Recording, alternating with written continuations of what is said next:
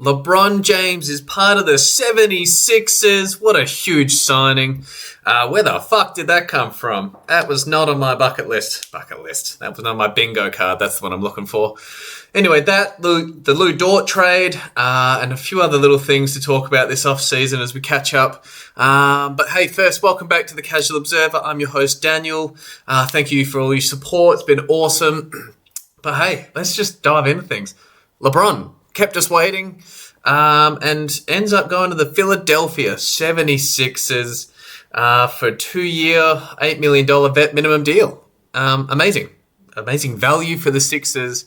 There's so much to talk about. Who he's snubbed, is he ring chasing, all this kind of stuff. Look, we'll start with the ring chasing. Anyone that's bagged him out for ring chasing, he's 41, dude. Like, he's in his 23rd year. It's not like he's just sitting at the end of the bench. He's actually contributing and going to be a meaningful cog in this machine. I mean, ring chasing, isn't that the whole fucking point of the NBA? Like, to actually win the chip and how you get there. Look, might be questionable in some ways. It's not going to be a cheap ring. I mean, the champion is on this side of the conference. It's the New York Knicks. You've still got to go through them. You've got to go through Pistons, you got to go through Cleveland, Boston. You've got so many teams to get through. Indiana, like, you know, if the Kawhi Leonard trade actually goes through, like the Raptors, like, this is not going to be like a cheap ring. You know, like ring chasing. That's I don't know if I believe that the people saying that is know what they're talking about. Basically, I think he's going to be, you know, option number 1 some days, option number 5 other days. He's going to be resting throughout the regular season, and as he should. I mean, no athlete has ever... I mean, Tom Brady's a bit different. He was 45. But also, you know, it's 16 weeks of the year potentially versus, you know, 9 months all year with basketball. Very different sport. So, yeah, no one's done this. He's earned the right. And, you know, it's kind of a fun, fresh new story. I didn't love it when I heard it, but now it's had a few days to sink in. Big fan. The Sixers do not get LeBron James if they don't make the Jaylen Brown trade. That has become very apparent because Joel Embiid and Tyrese Maxey, just, you know, especially Joel Embiid, not that enticing. So to get Jaylen Brown, I mean, Brad Stevens might win Executive of the Year, and he's with the Boston Celtics. He might just get it anyway for the Sixers because by giving away Jaylen Brown, and I call it giving away, all these guys are going to play basketball, and so to be, you know, to be like, oh, we have to trade him now. Like, I don't know. Maybe you know more than we all know, but I just think, no, you didn't have to trade him now. But by giving him away, now they got LeBron James as well, so... The Sixers went from Kelly Oubre and Don Barlow in that starting lineup to NPG, to LeBron James and Jaylen Brown. I don't know about you guys. That's fucking amazing and pretty clear upgrades. Jaylen Brown, obviously a huge contract. LeBron James on a $4 million deal, like, easy. Even if he only plays half the year because he's resting and load managing. Who gives a shit? It's it's a total of $8 million over 2 years. Like, great value. He will easily exceed that. So, look, the fact that he's chosen that proves he wants to win and he can see a pathway to winning with this team. It's not going to be easy. I've talked in the past about Tyrese Maxey and his usage, shot selection, and now you've got Jaylen Brown, who's not exactly a great playmaker, Joel Embiid, who's not a great, he's just walking injury risk. And now, you know, VJ Edgecombe, a second-year player who had so much upside. He was the third pick in the draft last year, and now is going to be the 5th option in the starting lineup when healthy. They've got Fernie Simons off the bench, KCP, Dean Wade, Hug Porty. They got so many weapons. But there are some concerns. If Joel Embiid can't stay healthy, you're going to need another backup. No offense to Hug Porty. 30 minutes of Hug Porty is just... I mean, we saw what the Knicks did to Wemby or, the Wemby-less Spurs when Luke Cornett was on the court, they were just attack. And that will be the exact same thing when Joel Embiid is off the court.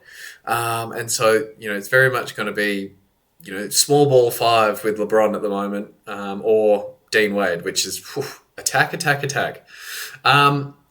But, if Tyrese Maxey can find a way to get his usage down, Jaylen Brown can get his usage down, they can get the ball humming.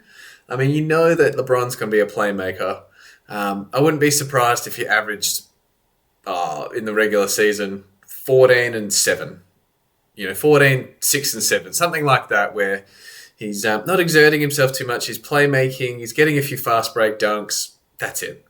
And that way he's fresh to go for the playoffs. They'll do the same with Embiid. But yeah, I don't think there's going to be any worries about racking up regular season wins because when you've got 3 young studs in Brown, Maxey, Edgecombe, they will play every night and they will get you wins. But we've always got to factor in the fact that with this new lottery system, there aren't just going to be 20 easy wins every year because teams are tanking. So, the Washington Wizards, Brooklyn Nets of the world, they will be a little bit more competitive this year. And so, the wins will be harder to come by, but I still believe in the youth getting, the youth is where and the depth is where the regular season, that is a huge win. And then the up-end talent in the playoffs. And so that's where you want your LeBron James, Joel Embiid. So just making sure these guys get enough chemistry together, enough touches, enough, run through so they actually feel comfy performing at the highest level is going to be hard because I reckon they'll only play about 30 games as a group during the regular season. So there's going to be 50-odd games where it's just mix and match lineups, which you're not intending to play in the playoffs. So it's going to be interesting how they manage that aspect of it. But, amazing move. And honestly, you could say a lot about it. Was he making other teams wait to weaken them? Because if so, that's a genius move. I mean, Cleveland's done nothing. The Heat were kind of on hold and missed out on a few shooters. Denver now has a second apron problem.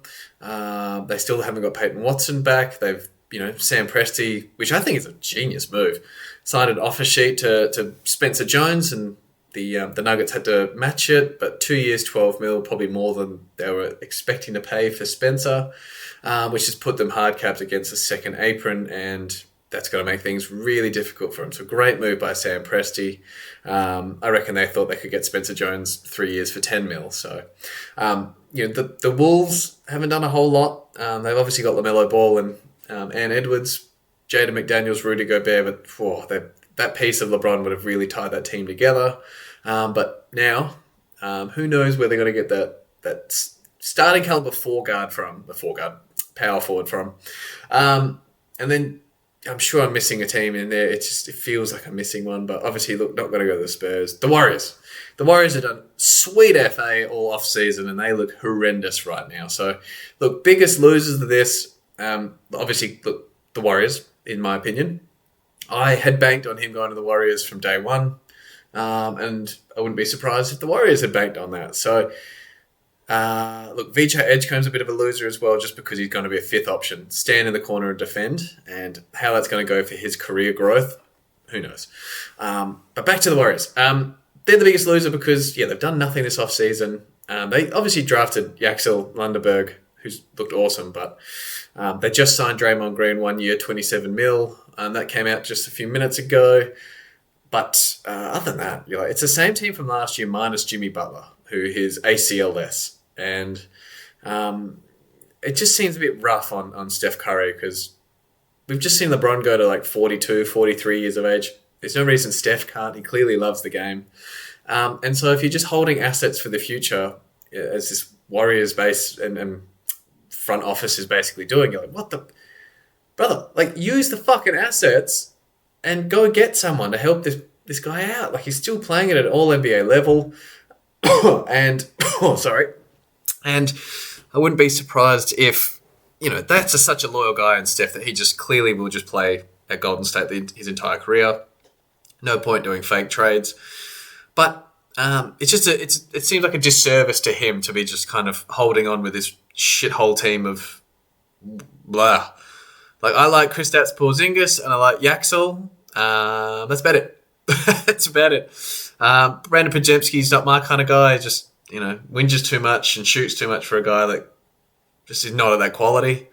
It's a shame about Moses Moody's, torn patella ligament. And other than that, you just kind of like, I'm sure I've missed something, but signing Al Horford back, it doesn't move the needle for me. So I don't know. I think there's a lot that can still happen for the Warriors, but there's not much left out there in the ether. So it's going to have to be an in-season move. And yeah, got to get this guy some help because who knows? He might still have two really all NBA caliber seasons left. And if you're not utilizing him, we're just wasting time, which begs the question for the Warriors. Are they just happy selling out stadiums for people watching Steph Curry? Because if that's the case, that's fine. But like, you're not going anywhere. You're not doing anything healthy for the league or for Steph Curry. And it seems like if that's the case, just sell. If you're Joe Lacob, like just sell, fuck off, get out of basketball. None of us want to watch Steph in purgatory. We want to watch him in meaningful games. Like the most fun game all year last year was the play-in game against the Clippers. Like that was the most fun game, and then they got run out against the Phoenix Suns. So it's a shame that it took all year to have a fun game, apart from opening night where he dropped 50. No, he didn't drop 50, but Aaron Gordon dropped 50. But that Denver Golden State game at the start of the year was quite fun as well. But yeah, the Warriors butt hurt by LeBron going to the 76ers, in my opinion. Another wasted season looking like it's coming their way. So the Heat, we all know I'm a Heat fan, but missing out on LeBron, tough, but not, obviously it would be great to have LeBron there. But we need a lot more. In the starting lineup of, Davion Mitchell, Andrew Wiggins, LeBron James, Giannis and Bam, we can all see it from far away. Four good defenders in LeBron. So defense would be the calling card, but the shooting, unless Davion Mitchell and Wiggins have knocking down 40% from downtown, Bam's at about 35, and Giannis can get his up to about 32. LeBron keeps his around 34. You can get by, but something tells me Giannis is going to be shithole from downtown.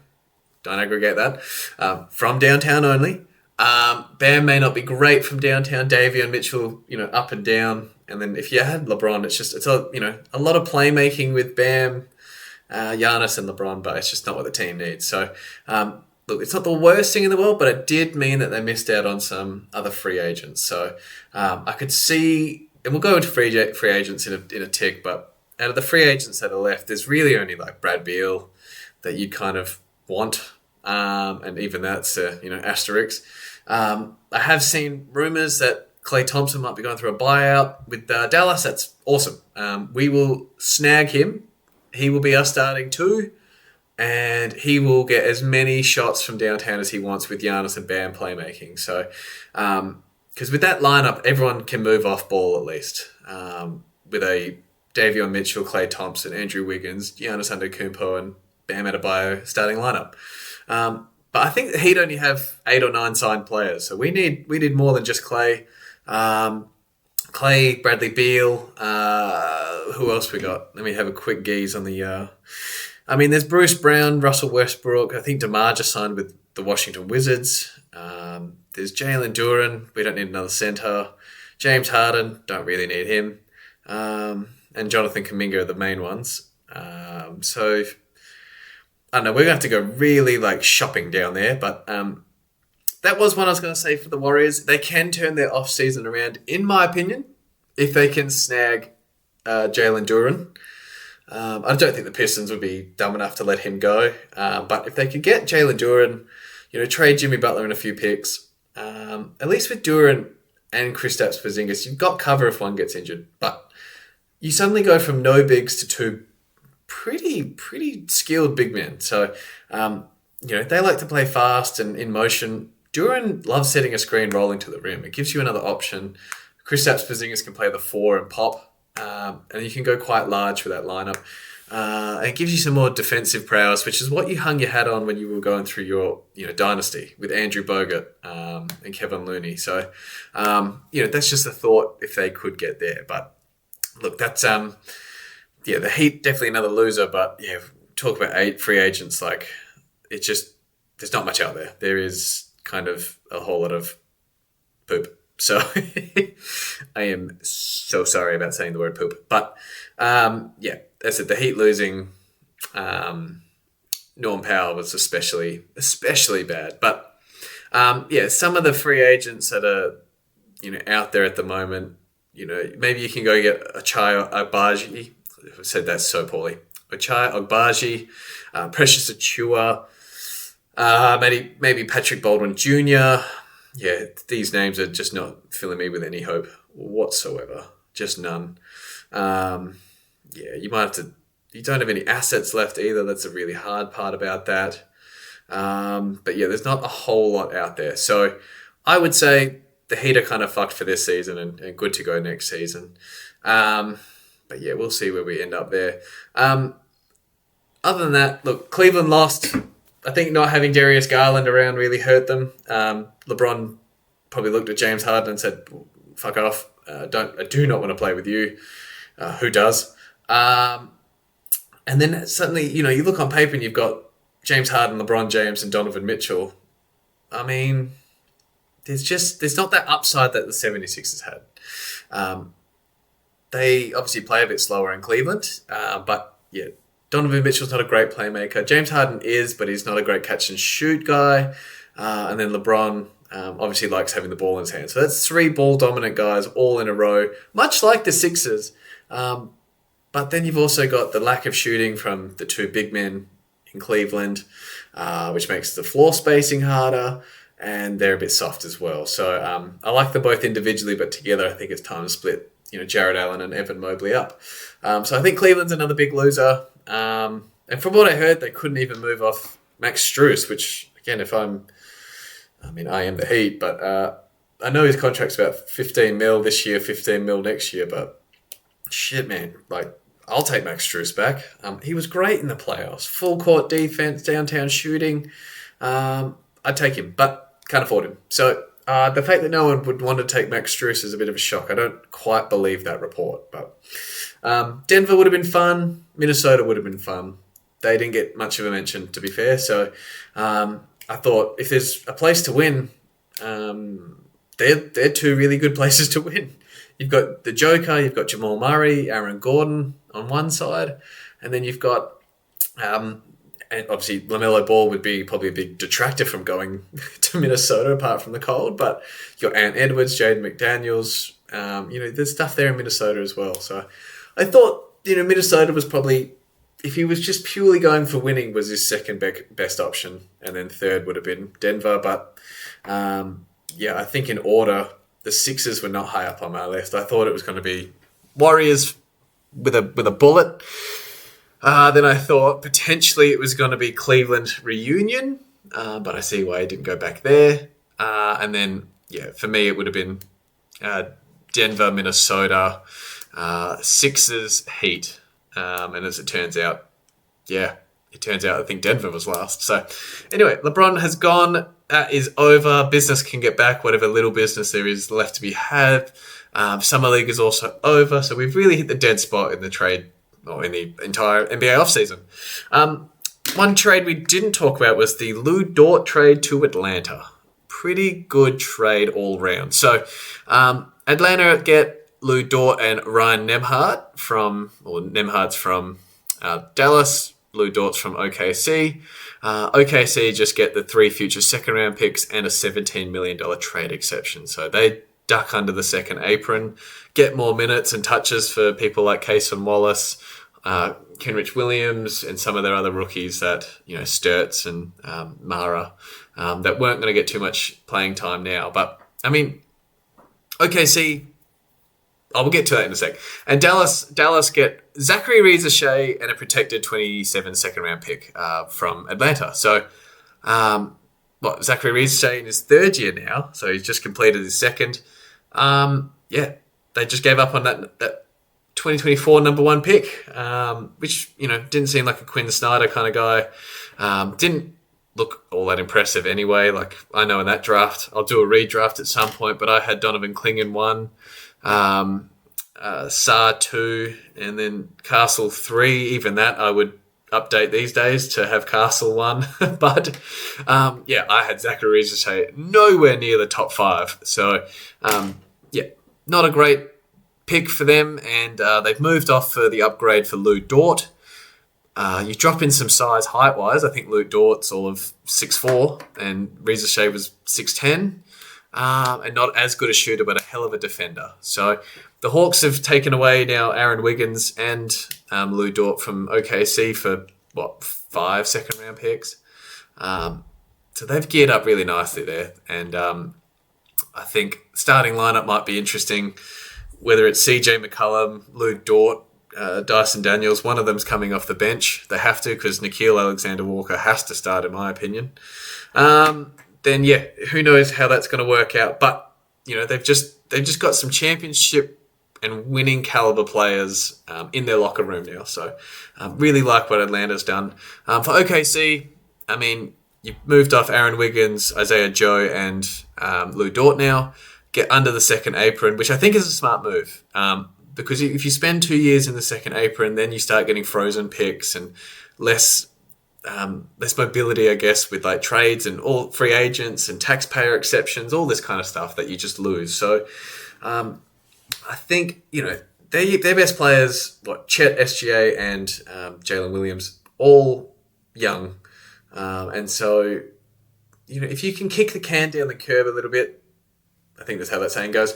Down the line a little bit, whatever. Why wouldn't you? I mean, for a second apron, you're gonna have to hit it and touch it at some point. You've got AJ Mitchell, Case and Wallace that want their money. Hartenstein just got re-upped 3 years, 75. You're gonna be so expensive in the future. So if you can kick that just down an extra year or two, why wouldn't you? And you get to keep these players happy because they get more touches and development. You see what you've got.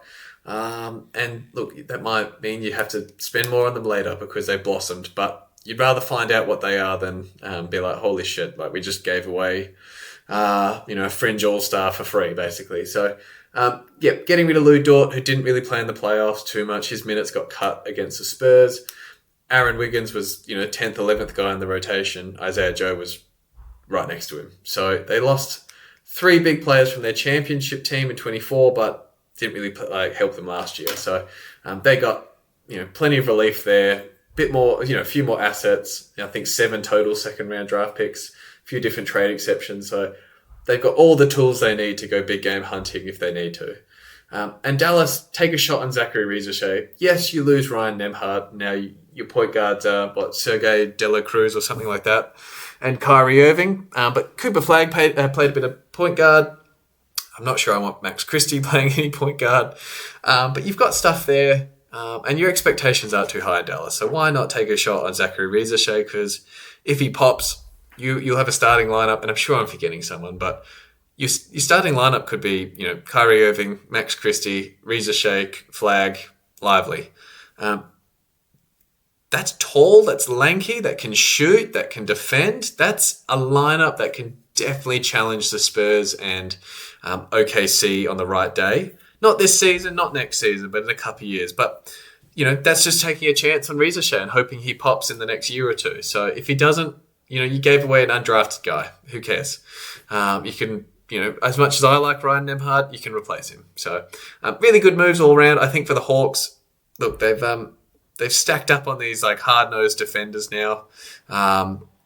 Shooting going to be always an issue, but they're going to be an absolute, if we see an Atlanta-Miami series, I don't think there's going to be anyone watching. That's going to be a hard slog. That'll be 84 to 88. That'll be some low-scoring, hard-nosed defense games that we're going to be like, nah, I'm out. Not watching that. So that well done to them. They're going to be really a bitch to play in the regular season. They've got depth, they've got a lot of talent, and they've got coverage. So they're going to be really good there. And Lu Dort gets a chance. He's only young as well. I think he's 25, 26. He could be in Atlanta for 10 years. Who knows? So win-win-win if you ask me there. Yes, we've kind of done it already, but the Miami Heat roster, doesn't have much on it. And we kind of covered quickly that, basically their options. I think DeMar DeRozan has said it's gone to Washington. So That's an option that I thought they could use. Again, they need shooting, but they're starting to scrape the bottom of the barrel here of free agency. It's not a shot against anyone left in free agency, but it is a bit concerning that we've hit this point and we don't have much on the roster. So, I'm just trying to find... There we go. There's their roster. I'm not even sure what's kind of... Yeah, there's a few there. So we've got Bam, Giannis, Ryan Conwell, Simone Fontecchio, Gardner, Golden, Tim Hardaway, Jovic, Keels, Larson, Mitchell, Bobby Portis. Forgot about Big Bobby. Hey, that's a good one. Drew Smith, Jameer Young, Andrew Wiggins. But some of those two-way contracts. But yeah, Jovic is the one that stands out right there. Is that's money you just got to ditch, hey. The fact I forgot he was on the team is a bad sign. So ditch that money if you can. We've got no assets to dunk it though, so we might just have to eat that terrible contract we gave out. We'll have a quick break and we'll come back with some overs and unders for the upcoming season. All right, diving back in. Overs and unders. This was done, I think I did this 22nd of July. It's now the 29th. So it's been a week. And this has not aged well already. So did this before the LBJ decision to the 76ers. And so that, look, we'll have to eat some crow on some of this. But, look, unders. Let's just start with some of the big names. And some of these lines have moved. So let's just point one specific example out. I had Golden State Warriors over. They were predicted 48.5 games, to win this season. So basically 49 and above. I thought LeBron was going there, as I said, 100%. He did not. And now their odds have already dropped to 43.5, and probably still going down. So, as I said, the Forty, prepared this a week ago, and life moves quickly in the NBA. So, they were in over category. Now it looks stupid. So the fact that they were now 43.5, I would still smash the unders on that. But unders, my official guess, Boston Celtics produced, Vegas estimates them at 59.5. To me, that's easy smash of the under.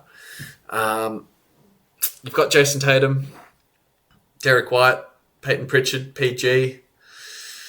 Cool. I mean, you won 54 last year, and you basically got the same roster except you're swapping in Tatum and PG for Simons, Vucevic, and Jaylen Brown. So to now ask for 6 more wins, no thank you. So Boston, under the 59.5.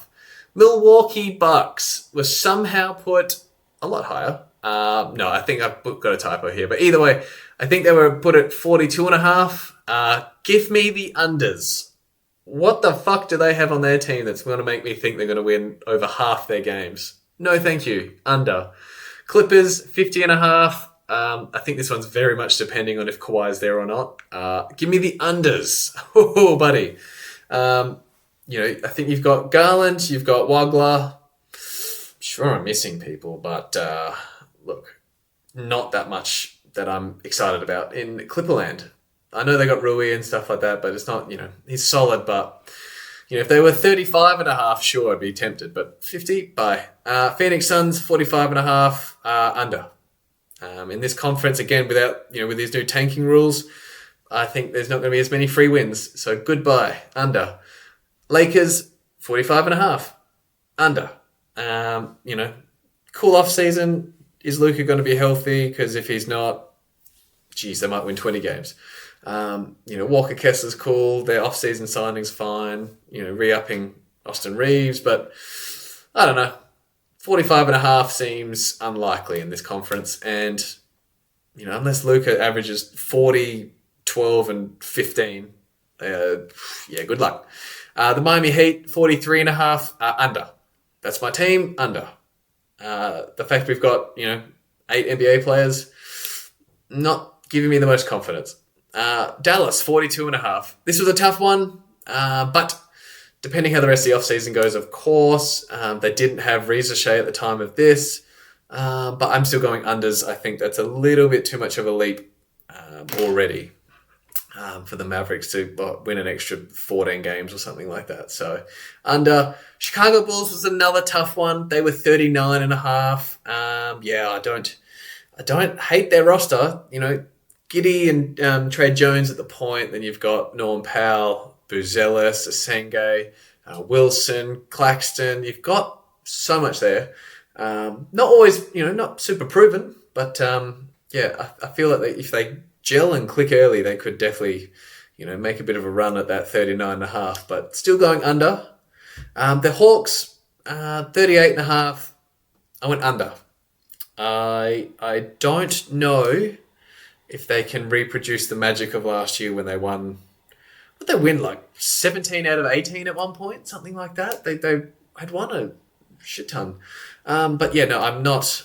I don't know. I just don't have the most faith. Again, now that you don't have as many tanking teams, there's no Jazz. I know that's in their conference, but there's no Brooklyn Nets tanking. There's no Washington Wizards. Those kind of teams where you're like, there's no Indiana Pacers tanking. So, I'm not sure you're going to be able to get those wins. I think other people have had Atlanta in the 50s. I don't. Pelicans, 37.5. Smash the under. Get that off my screen. Easy money.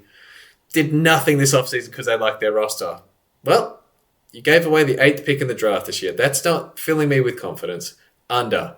Charlotte Hornets traded away LaMelo Ball and Miles Bridges and gave the keys to Brandon Miller and Con Knipple. 34.5. Under. Bye-bye. Not a big fan of just where they're going to get their offense from. At least with LaMelo, as many flaws as he had, he was fun to watch and he would break down a defense. He would hit some ridiculous threes. He gave your offense something different. Right now it's Kobe White, Christian Anderson at the point. That's not doing it for me. Sacramento Kings, 31.5. Bye-bye. 31.5 is under. Toronto Raptors, 29.5. I put them under, but this is also unsure if Kawhi Leonard. I think they will get above the 29.5, honestly. I try to keep these 15 and 15 each side, so I think that's stupid of me now in hindsight, and I would very much like to swap them out for the Golden State Warriors. So I'll put the Warriors on the unders, 43.5 still going under, and I'll have Toronto Raptors. That's just 29.5. That definitely would have gone up if there's Kawhi Leonard. That'd be about the 48.5 range. If it's 48.5, I'll probably say we'll go over. We'll be positive for him. If you've got Kawhi Leonard, Scotty Barnes, you got players. I mean, it's not my favourite team, but yeah, we'll swap those two. Brooklyn Nets, 26.5, under. Julius Randle, MPJ, Mikael Brown, Yegor Damon. There's a chance. There is a chance they can probably win up to 40 games if it all clicks right. I don't believe it will. Under. And the Utah Jazz, 27.5. I mean, Peterson looked awesome. You've got Larry Markkinen and Triple J. Keontae George looked really good. You are in a conference where, I should again have gone over, but again, these odds have been updated since, and I apologize. But 27.5, I did go under. I don't know. There's been a lot of losing in Utah. Paul Will Hardy's probably gone grey at the ripe old age of 35. I don't know, man. I could see them also winning 50 games. So, that's me. On the overs, 61.5 for OKC. Yep. I think having not won the championship last year, they're going to come out guns blazing. So, big FU to the league, and 61.5 over. San Antonio Spurs, 52.5 easy over.